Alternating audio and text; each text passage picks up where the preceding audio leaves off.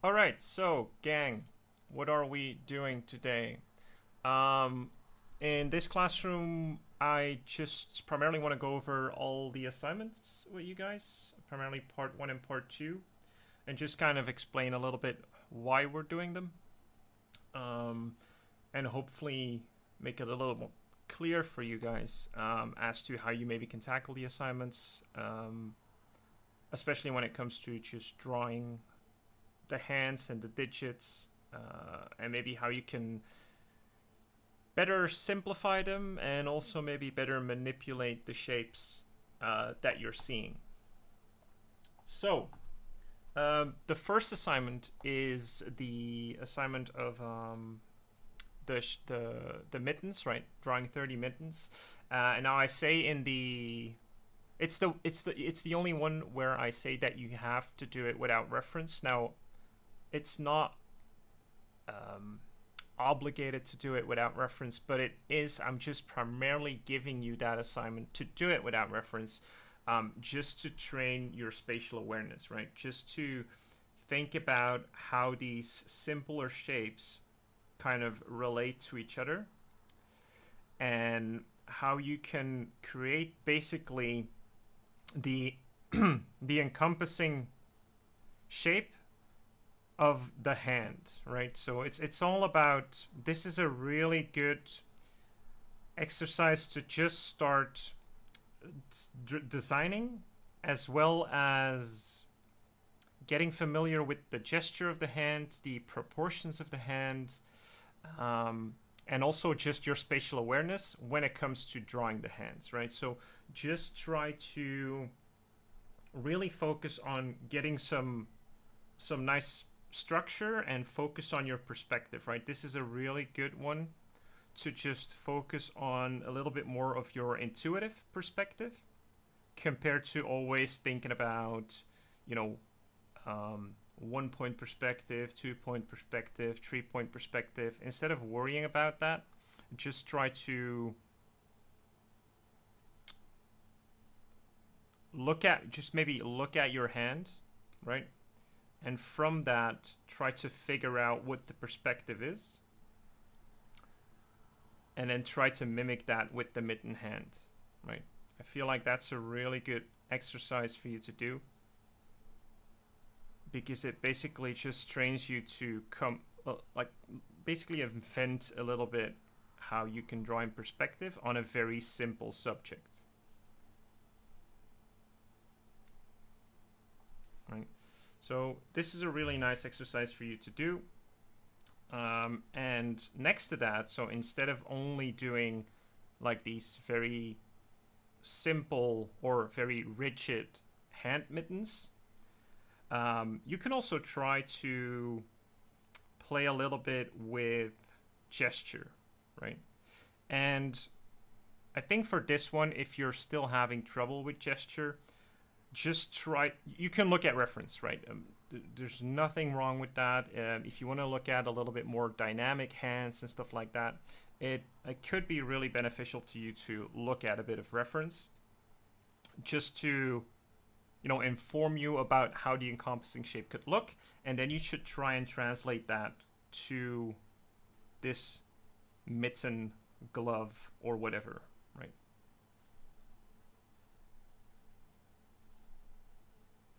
So at this stage, for part one, those of you that are not yet super familiar with perspective, this might be a little bit intimidating or even frustrating, but I feel like just focus on part one of this week then, and only part one, and really try to hone your perspective skills and spatial awareness skills.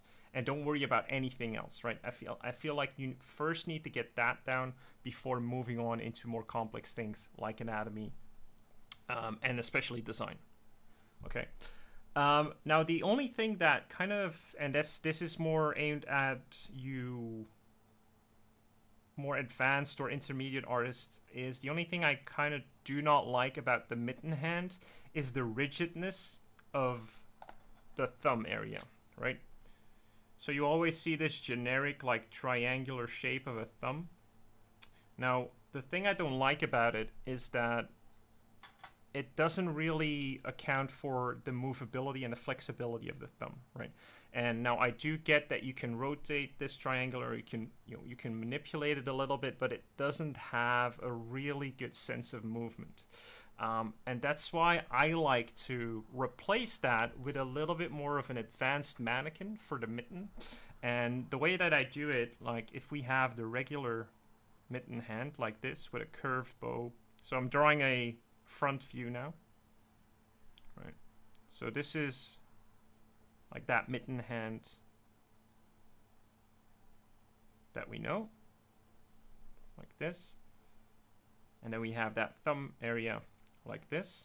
And so what I like to do is I like to subtract this part.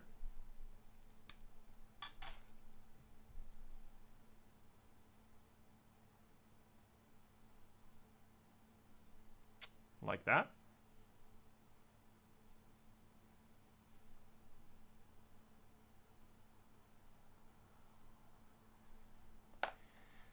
And I replace it with a manipulated sphere and a cylinder attached to that sphere. Now the reason I do that is because it makes a lot more sense to me to give that thing movability, right? So if we have a hand like this,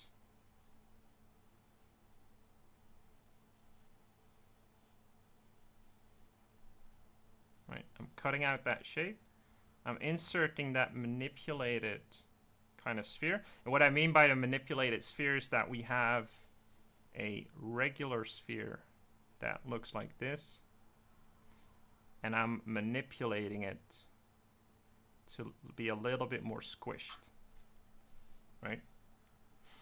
So, and on top of that, I'm attaching a cylinder, or wrapping a cylinder around that, and then again we just do the regular mitten glove. Okay. Now the thing I really like about this is that it makes it a little easier to orient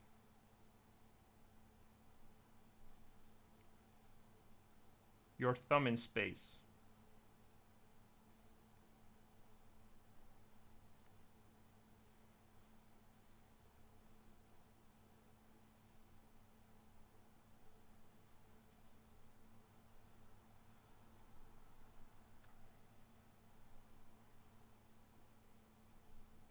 Because it gives it a little bit more, I'd say, flexibility and mobility, right? Just by cutting out that shape, inserting it with that manipulated sphere, and then basically, because you know that sphere, it's not really the sphere that's moving, but it's more like the cylinder attached to the sphere that you can just move around on that thing, making it a little bit easier for me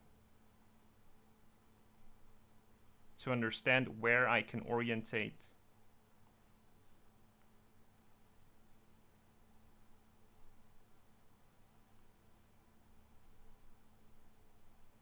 my hand.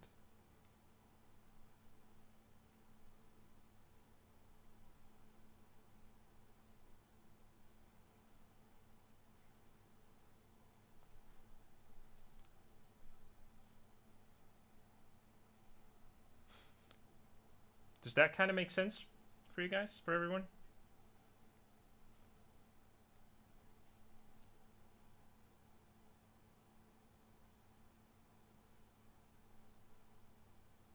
Right, let's do another one. The thing I like about it as well is by giving it that sphere, that manipulated sphere, it kind of already represents that cushion that we have for the palm of the hand, right? I'm not exactly sure what this group is called, but you know, that bump that you naturally already have from your hand, you're kind of already replacing it with that.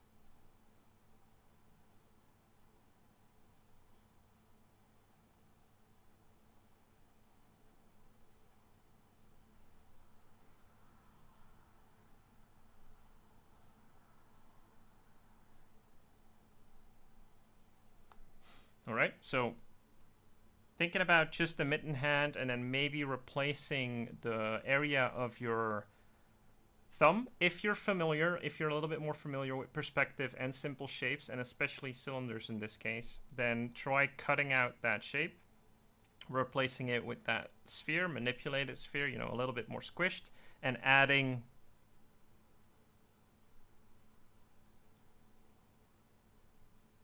a cylinder attached to that. All right.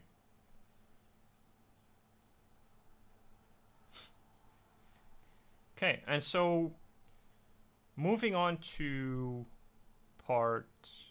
the second assignment of part 1 is now I'm asking you guys to draw 20 hands with the cylinders, right? So you're basically, this is a really crucial exercise to train just the orientation of your hand. Like, this is crucial to learn about, one, not only shape manipulation but idealization when it comes to the hand and the proportions of the hand, and especially if you're having trouble with foreshortening or just giving a sense of depth and volume to your hands.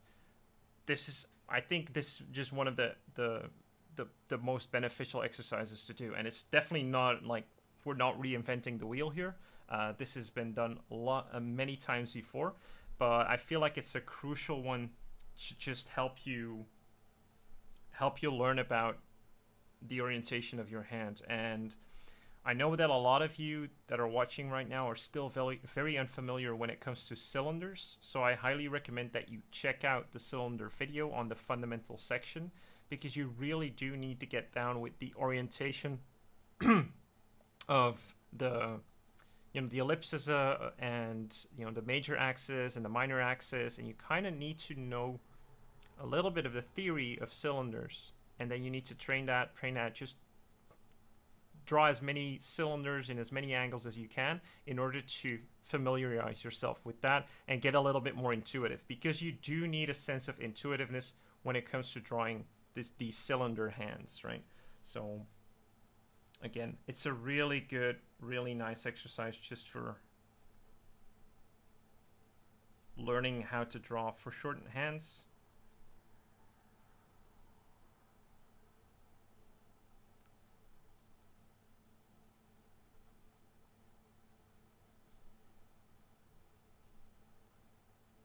I'm just going to draw a couple of these. If you guys have any questions in the meantime, feel free to ask them.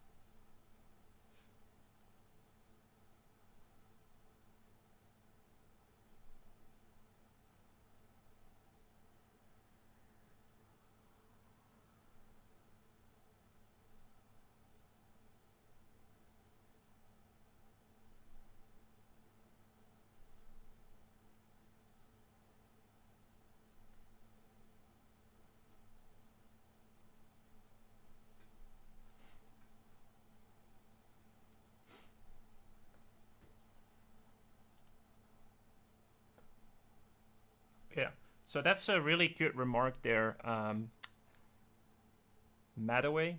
I'm sorry if I'm butchering that, but that's a really good remark. So the thing that I do wanted to mention when it comes to drawing these cylinder hands in perspective and getting those proportions right, and that's why I make you do these hands first, the mitten hands, because these mitten hands is what makes you get the proportions right. So in any orientation, if you do this from imagination, you'll get a better sense of proportion and spatial awareness. And then when you go to draw these cylinder hands, the thing I'm still visualizing in my head in order to sort of get the proportions right. Of course, I've drawn 1,000, 10,000 hands, so after a while it does get a little bit easier. But I'm still considering just that simple mitten shape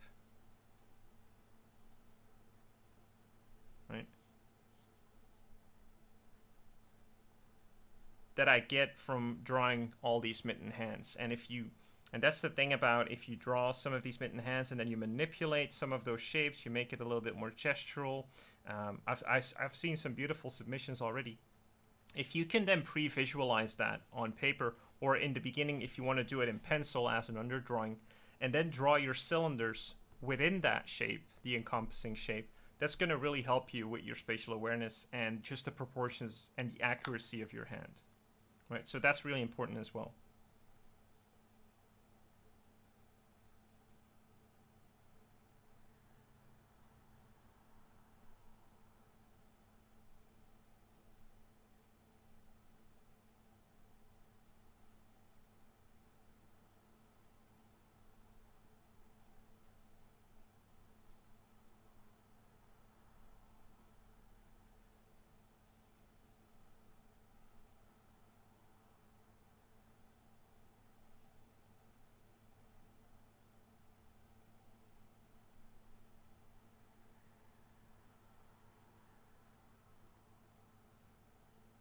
Yeah, Frost. So you can use reference for these, right? So I encourage you.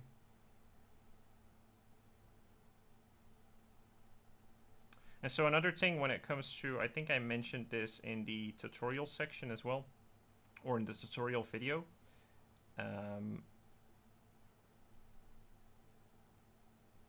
Is that if you look at the inside of the hand,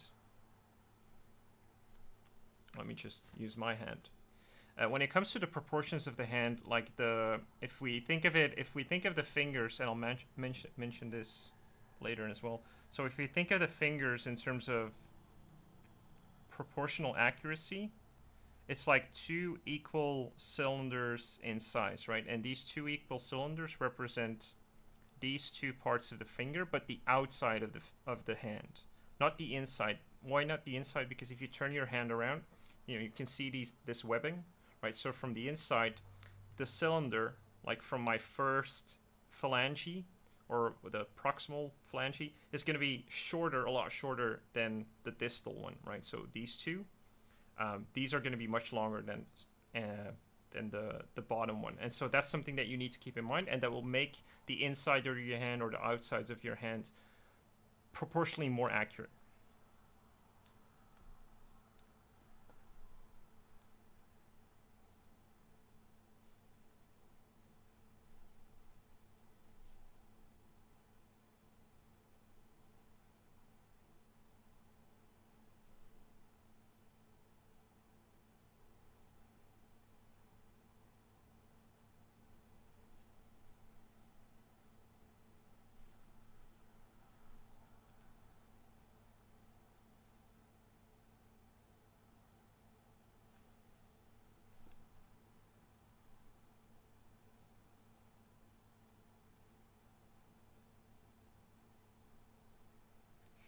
I need some real estate here. So feel free to draw along with me, you guys. I just want to draw a couple of these to kind of give you an impression of how I go about drawing them, and how I think about that wedging of the simple shapes for the cylinder hand, so to speak.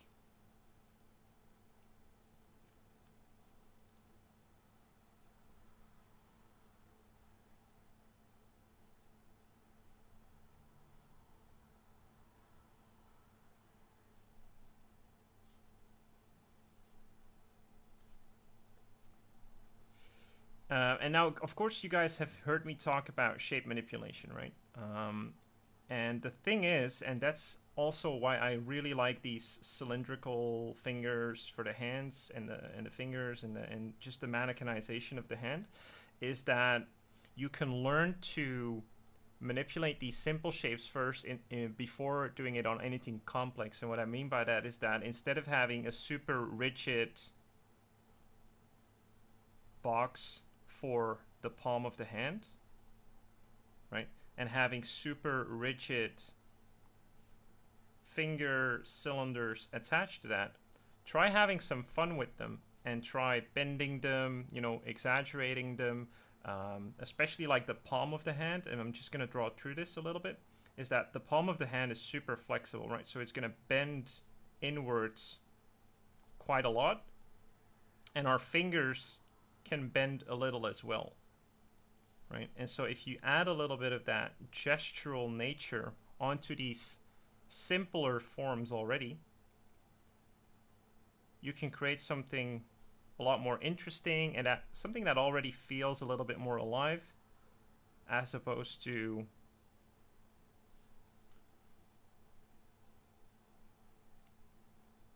keeping everything super rigid.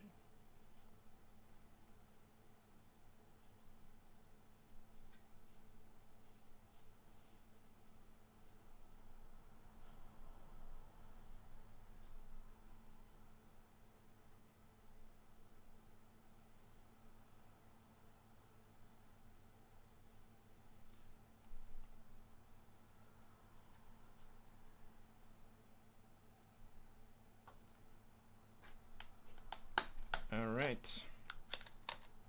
Cool. And now the other one that I have not assigned to you this week, but I do want to discuss briefly, is the one with the organic shapes, right? The reason I like the organic shapes is, and I'll just demonstrate them here. So basically the thumb is like a beanie shape, and then we have a very similar one actually for the pinky, right, which connects to the ulna, and then we have a flatter bean shape that kind of connects with that pinky bean shape, and this kind of makes up the palm of the hand, right? So it's this shape right here, right? This shape, and then this shape, and this shape, right? Now, the thing is, and that's, I'm talking more towards the people that have been in the program a lot longer. We talk about contour manipulation and also just knowing the depth of organic shapes. And the cool thing about this is that you can now really play with creating believable hands from very organic shapes, and also giving them a lot of depth already. For instance, this beanie shape, if we think of it in 3D, like this, for instance, right? And we give it some 3D form. Right. Now, if we rotate that in space, this is where you'll get a much better insight into when to overlap certain lines to create depth and when not to, and things like that. So when you create like the inside of the palm and you start with that beanie shape, right, you can create an overlap to really show that thing, that this thing is going right in space. And then same for the thumb area. And then the other beanie shape like that, right? And then you can basically add your, if you want to just add your cylinders, your simple cylinders, or you want to add some more organic shapes to that, yeah, you can do that. Or just the mitten, right? You can. This is, someone asked in the, when I asked the question of what you think is hardest about drawing hands, and someone said about implying complexity in hands in just like on low resolution. I feel like if you can draw organic shapes like this that show a little bit of overlap and a little bit of depth, and then you just simplify the finger region, and then within that finger region, so you'll see me do this a lot in my drawings, especially my doodles, is that I'll just break that up where there will be negative shapes for the fingers, or you know, where the fingers will kind of break apart. And so if you do that from afar, you'll kind of create the illusion of complexity, so to speak.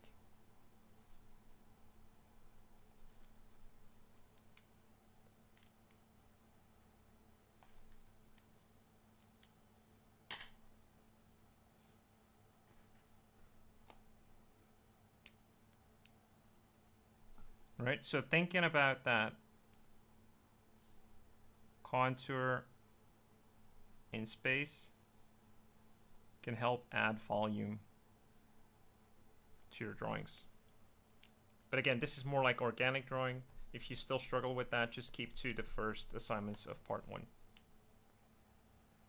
And then for part 2 of this week, I'm having you guys study the anatomy.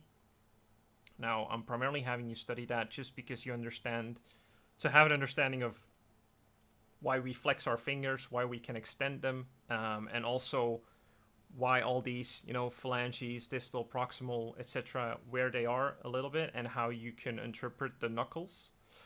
That's it. Like, I'm not an advocate for intrinsically learning all the anatomy of the hand, because I don't think it's necessarily. You can get away with almost anything if you mannequinize it, especially the hands. But I do want you to study it just to get knowledge is power in that regard. And then the second part of this is going to be studying your favorite artists, right? And when you're studying your favorite artists, the important thing that I want you to really pay attention to is how they manipulate shapes, because it's basically the way that they're manipulating the shapes that's going to be important for you to understand how they come up with their style, right? And now if we first just look at a little bit of shape manipulation, so if we have the fingers, right, which I talked about briefly before, that we have, I'm just gonna, first I simplify it into 2 cylinders, right, like that. Right. And the distal one kind of tapers in a little bit. And now, if we look at the contour line for these cylinders, it's just a circle, right? But if we look at the finger themselves, right, like this, what I tend to see and what a lot of artists tend to draw is a contour line, and I'm going to draw this a little bit bigger for you guys, that is more flat on top and then a little bit more rounded on the bottom. Right? And now it's going to be up to you to then understand how to draw that in space.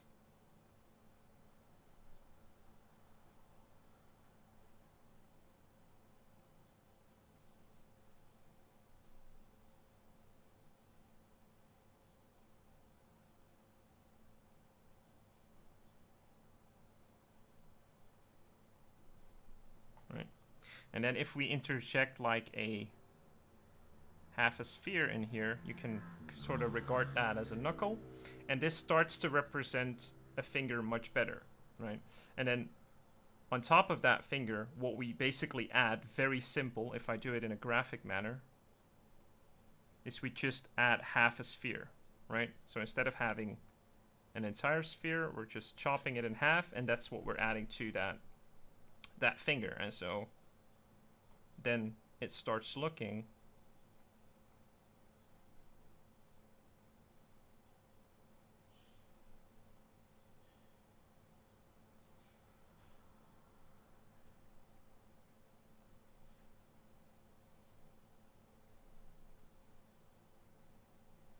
like an actual finger, right? Does that make sense? How we manipulate these shapes?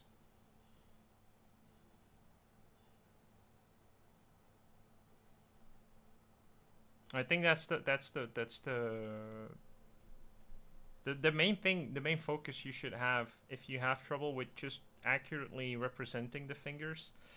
Just first simplify it to 2 of these cylinders, and then later you can go for 3 cylinders, and you can start bending the fingers as much as you want to. That's up to you. You know, as soon as you then look at reference, it doesn't even have to be of an artist. If you understand the contours and you understand the way that you can orient cylinders in space as much as you want, you know, depending on its orientation and the direction of the minor axis, that gives you the freedom to then just look at whatever reference you're looking at and try to decipher it, right, basically. So that's what I'm doing right now. I'm looking at a certain reference, and based on that,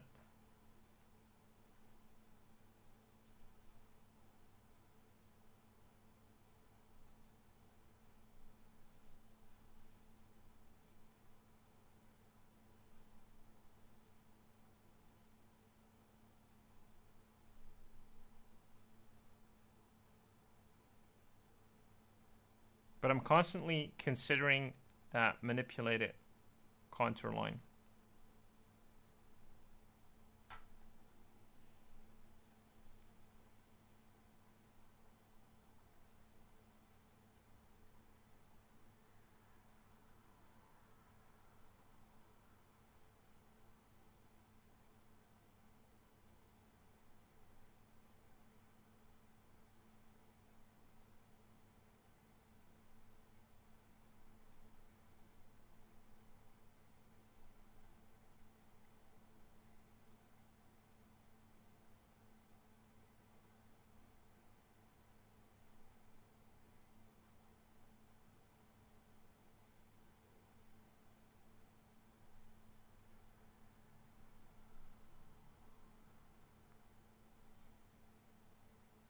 And again, if I just add in my organic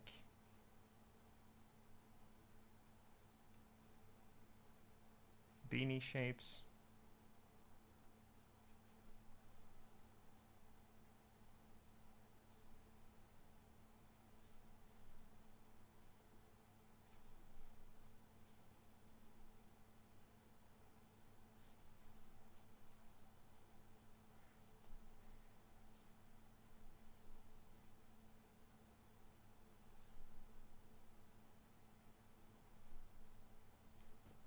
All right.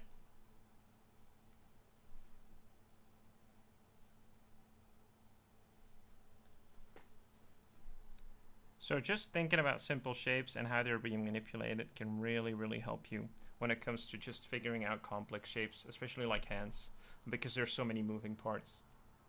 And then when you look at some of your favorite artists, and one of my favorite artists, for instance, yeah, that T overlap Neo is, I learned that from one of my favorite artists. So an artist like Albert Dorn, and I'm not sure if you guys know him. So that's what when I'm analyzing my favorite artists, that's what I'm thinking about, right? I know I know the proportions of my hand by, you know, having analyzed the mittens and played with the proportions, so I have my sort of spatial awareness. Then I know how to manipulate my simple shapes like cylinders in order to apply that to, you know, the fingers and the proportions of the fingers. And then I'm gonna look at my favorite artists and see how these simple shapes are being manipulated to fit their style, right? So for instance, when I look at Albert Dorn, and I'm just gonna copy this image for you guys and paste it in so you can see the reference that I'm looking at. You know, beautiful hand, right? Absolutely gorgeous hand. And so the thing for us is now to figure out, okay, what makes this aesthetically pleasing?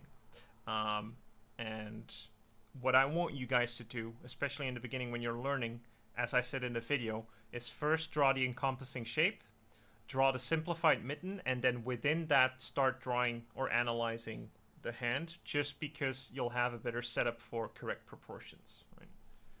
I'm not going to do that because I feel risky.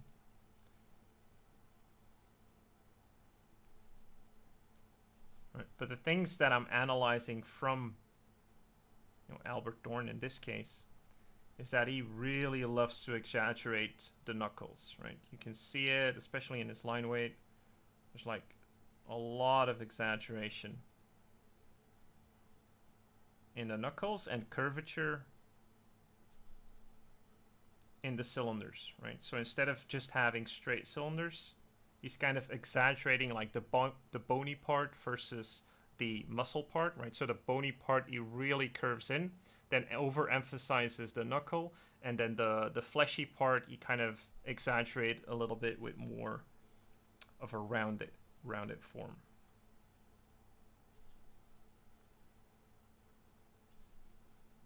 And then the thing I find really aesthetically pleasing that a lot of artists do is kind of thinning out the hands a little bit. So instead of it being very thick or rounded, they kind of squish it a little bit. Artists like Elisa, you probably know who Elisa is. She does this as well, very beautifully, and I really like it. It's a really cool style.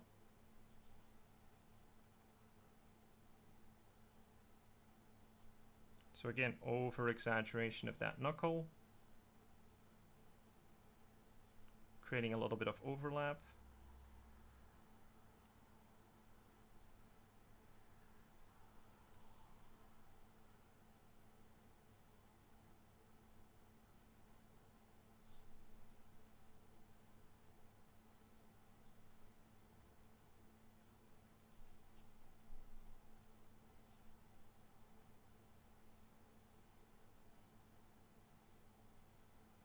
Yeah, this should be the most fun part, Frost. It's all about, actually applying your knowledge.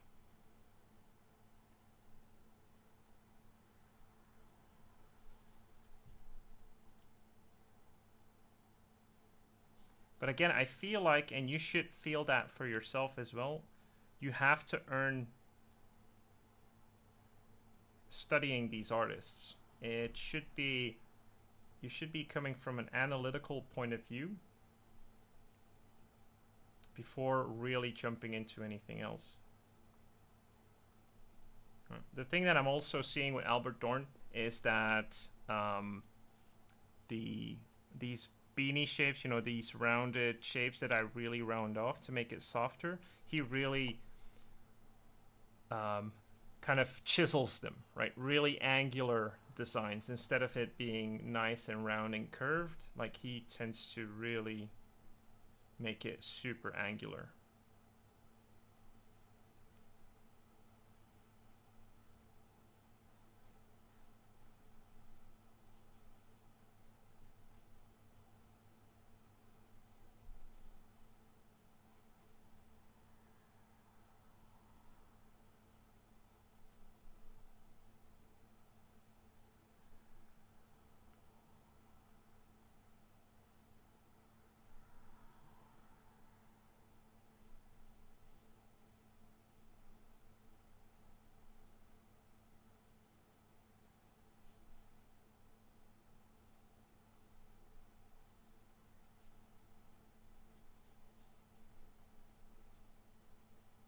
Yeah, me too. It's definitely a really cool style.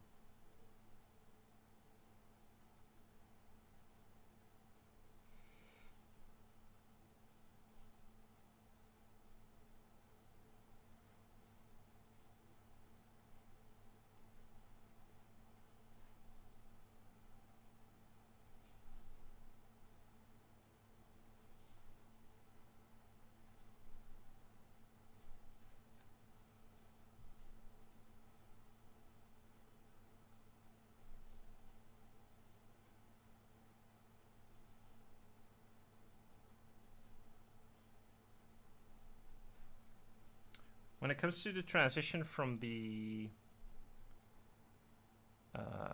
wrist to the arm, Jasmine, I mean, I don't have any great tips, but I feel like the only thing that I do actually is just I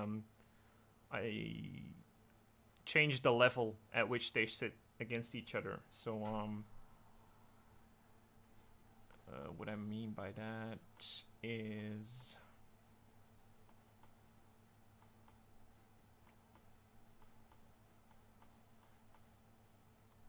when I have the palm of the hand like this, instead of straightly running the arm into it, I kind of make it, because it wedges in a little bit, but I kind of make it end up a little bit higher, right?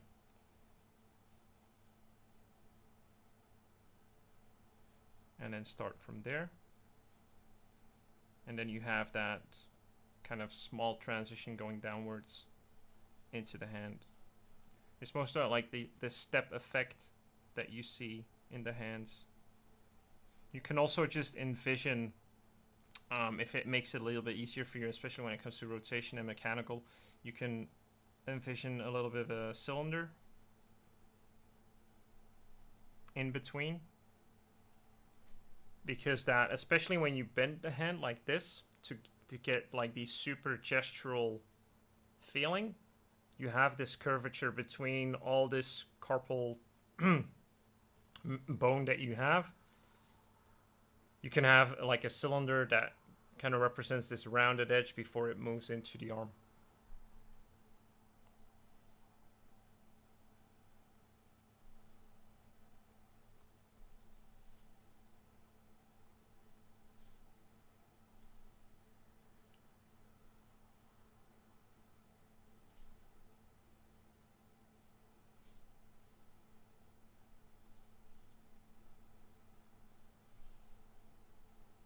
So again, guys, just analyze, when analyzing your favorite artist, that's the difference between analyzing and copying.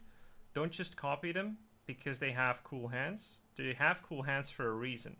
And when you understand that reason, you can do it yourself, right? That's kind of the key takeaway from my lessons in general. But I feel like first try to manipulate the simple shapes and get that right, get that going. And then when you analyze your favorite artist, you can sort of understand why they're doing something.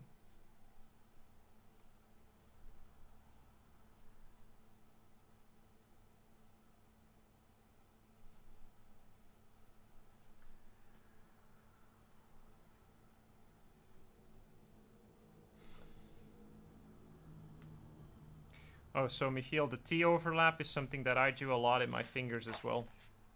If I want to represent the thumb overlapping, what I'll do is I'll create like a T pose like this, like a T line that represents that overlap. That makes sense? So if you have a finger coming towards us, instead of just doing something like this, right? You kind of exaggerate that. I'm gonna enlarge that a little bit. So you exaggerate that knuckle, and you make a slight T pose like that.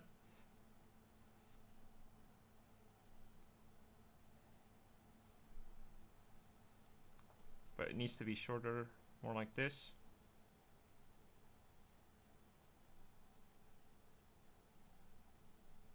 Because when you do that, it kind of creates the illusion of overlap and thus more depth, right? It's the same principle that I talk about here with that beanie shape. If you have a overlap, you create more depth in your drawings.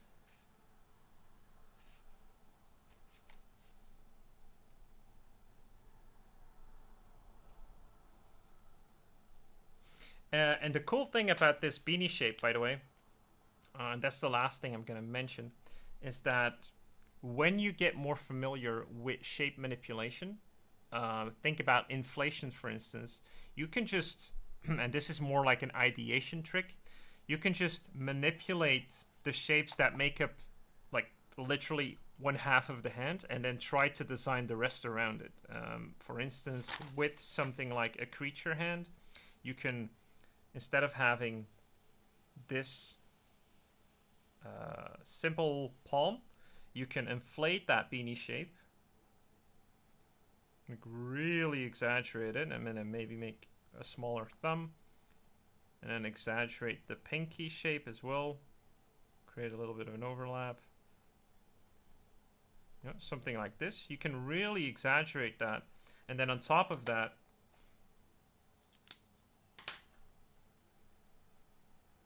you can start, you know, maybe following some of the shape language from your favorite artists.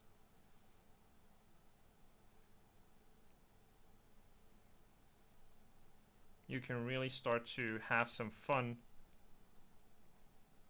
and create something, you know, a little bit more out of the ordinary.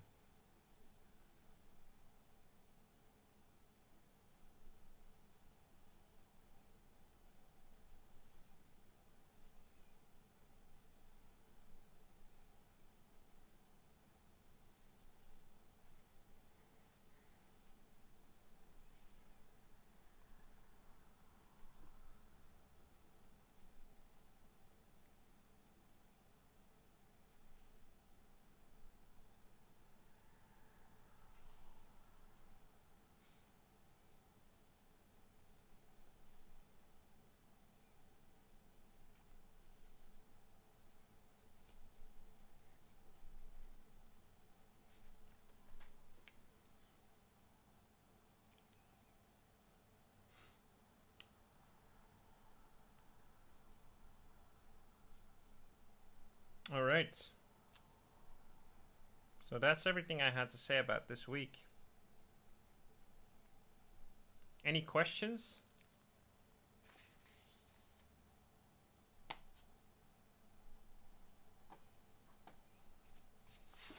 Regarding this topic?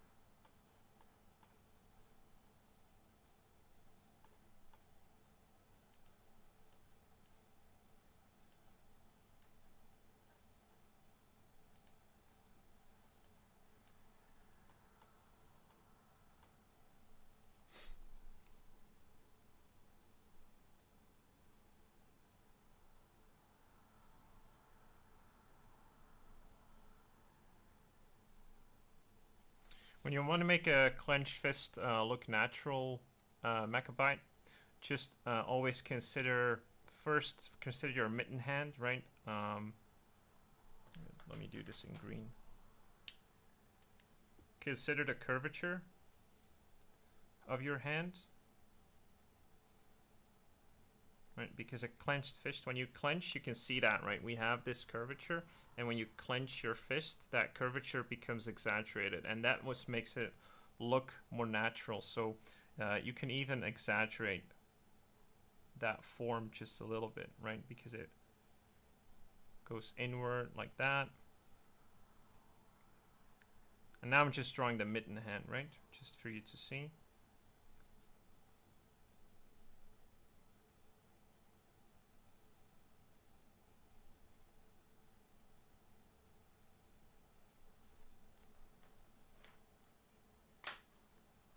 And then within that, you can just draw your cylinders.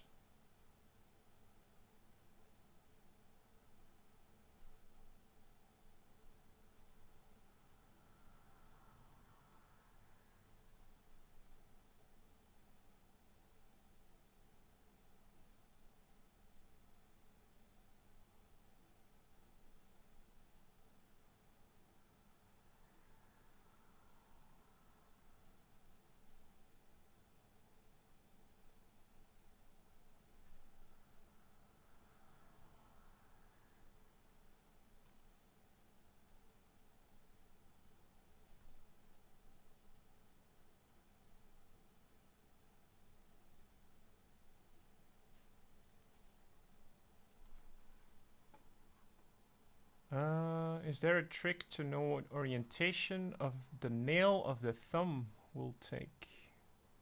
I always struggle knowing where the top of the thumb will aim at in 3D space. What do you mean with the nail of the thumb? Oh. Well, the thing that you need to remember about the thumb, Michiel, is that it's a curved cylinder, right? Basically, so it's instead of it just being a tapered cylinder like this, it's a curved cylinder, and then we round off that top, right? And then it's not only its contour isn't just round; it's exactly the same. It has that, that flat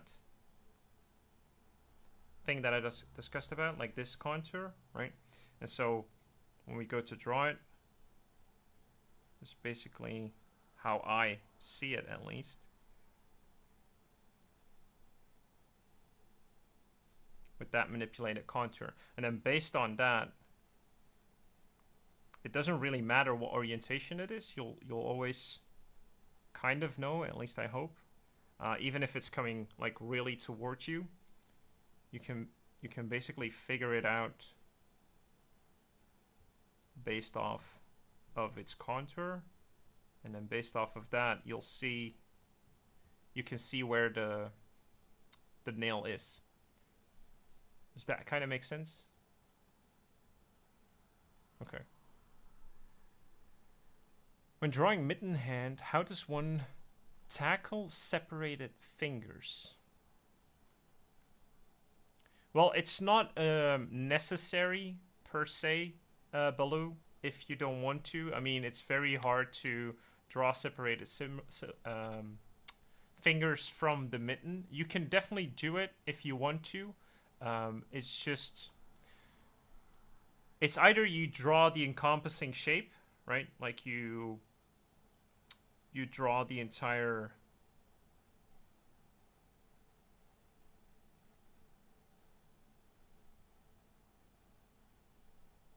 hand like this, and then you kind of draw everything related to it, or you separate it from each other by either cutting it out, right? Just so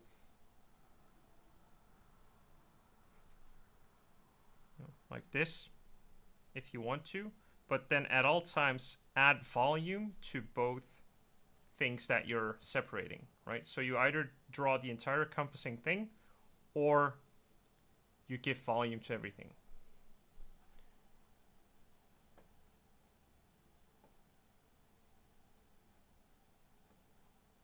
How do you stylize your hands? Basically,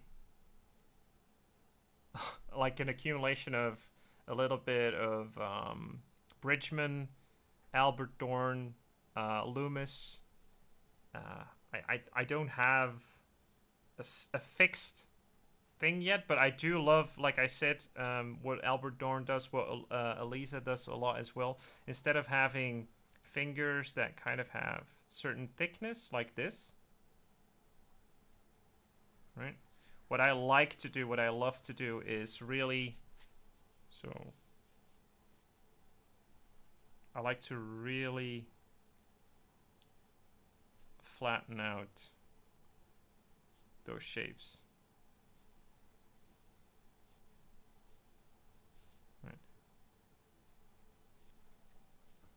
Oh, that's a little far. Like, I think it's super pleasing to really flatten out those shapes. It just looks cool. Even for a thumb area, like that. I just really like it. And then over exaggerating the knuckle area, flattening those fingers out, gives it a really pleasing aesthetic.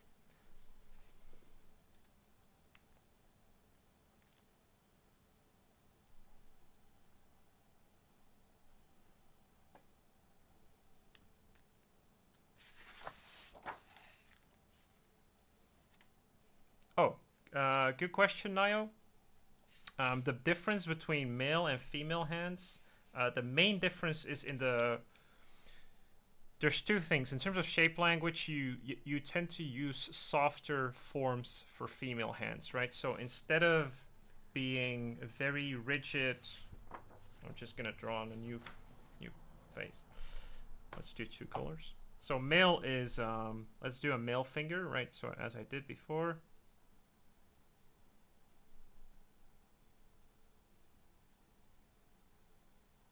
Right. We tend to draw all of the cushions, right? So all of the digits. We over accentuate the knuckles. Right. This would be a male hand.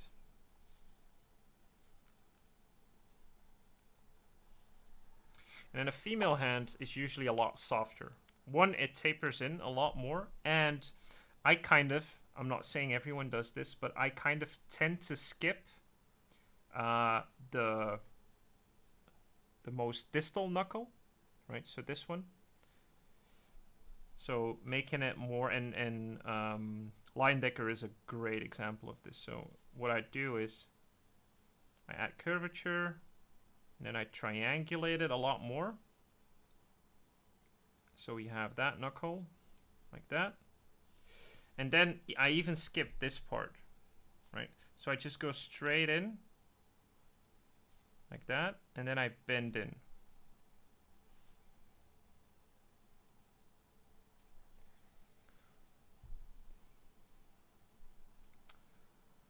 So it's a lot of it's everything with female when it comes to female form and female hands.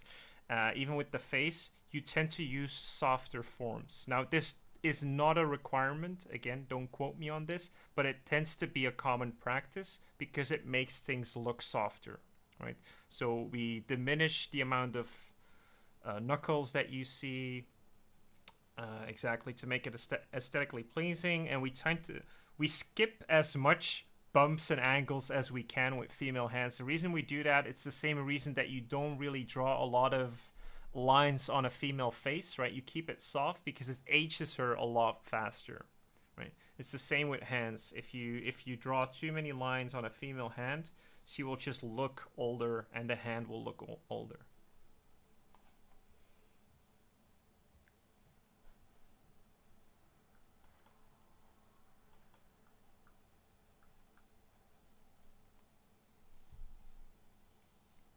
All right. Any more questions?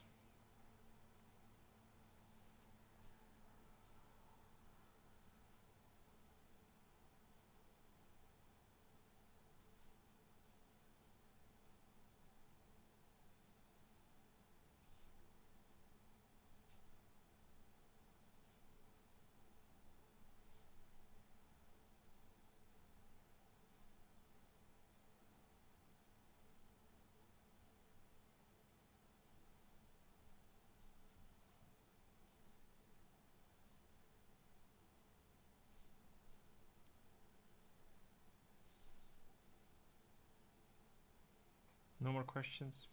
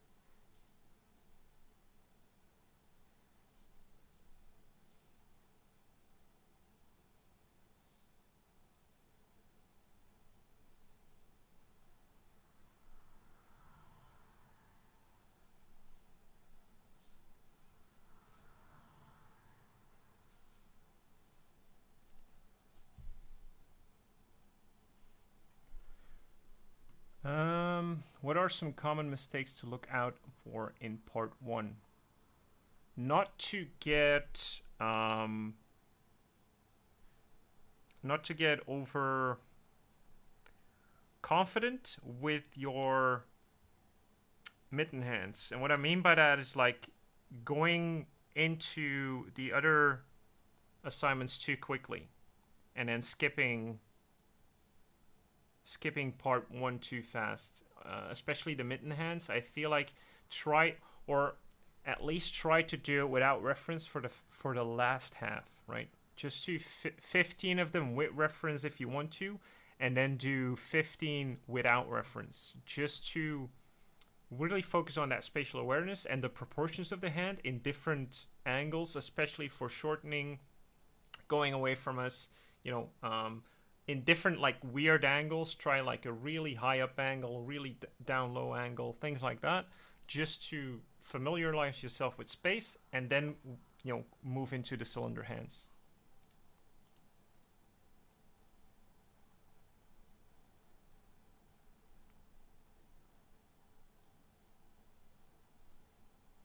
There's not a lot of difference, Termino. Some, like, especially with older hands, especially for men, they tend to be thinner in terms of shape language, which makes you see more knuckles, more bones, more tendons, and things like that.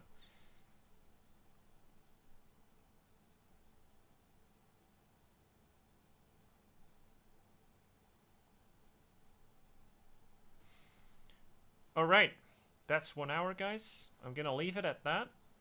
I hope this was useful. I hope you can take this into your assignments this week. I hope you have a lot of fun with them. I'm hoping to see a lot of submissions. I find it super cool that you guys are all, there's so many new faces here.